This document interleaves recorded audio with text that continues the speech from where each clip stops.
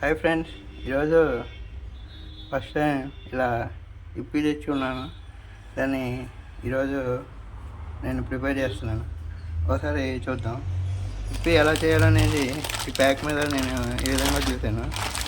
ఇదిగోండి, ఫస్ట్ ఇలా చూడంగానే మనకి ఏం కనిపించింది? How to cook. So boil 250 ml of water. So ఒక పావు లీటర్ మనం నీళ్ళు అంటే అప్రాక్సిమేట్లీ 2 cups.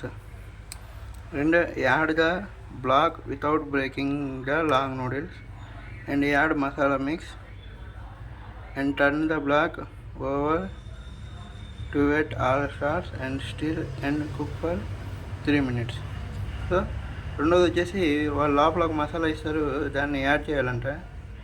మరి మూడోది వచ్చేసి అది ఇటు ముక్కలు చేయకుండా ఆంచుని వేస్తే మనకి లాంగ్ నూడిల్స్ అనేవి వస్తాయి. దీన్ని 3 నిమిషాల పాటు ఉడికించాలి. మరి కొద్దిగా ప్రయత్నం చేద్దాం రండి.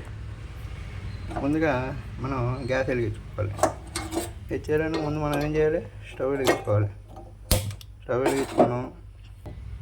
ఒక బౌల్లోకి ఒక పావు లీటర్ వాటర్ తీసుకున్నాం. ఇప్పుడు అది తీసుకున్న దాంట్లోకి మనం ఫస్ట్ దీన్ని బ్రేక్ చింపి మనం ఒక నూడిల్ బండిల్ అయితే దీంట్లో వేయాలి. సో చేద్దాం రండి.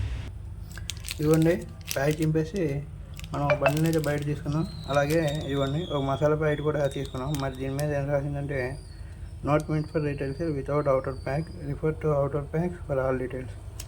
సో దీన్ని అయితే బయట అమ్మకూడదంట, మనం ప్యాకెట్తో పాటు రావాలంట. సో ఆ విధంగానే మనం తెచ్చుకున్నాం.